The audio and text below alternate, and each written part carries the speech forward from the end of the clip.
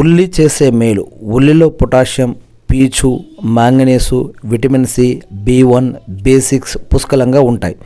ఉల్లిలో 25 రకాల యాంటీ ఆక్సిడెంట్లు ఉంటాయి. ఉల్లి రసం తీసుకుంటే ఊబకాయాల్లో రక్తపోటు తగ్గుతుంది. కణ స్థాయిలో జరిగే వాపు ప్రక్రియ అదుపులో ఉండేలా చేస్తుంది. ఎర్ర ఉల్లిగడ్డలో యాంతోసయానిన్లు పుష్కలంగా ఉంటాయి.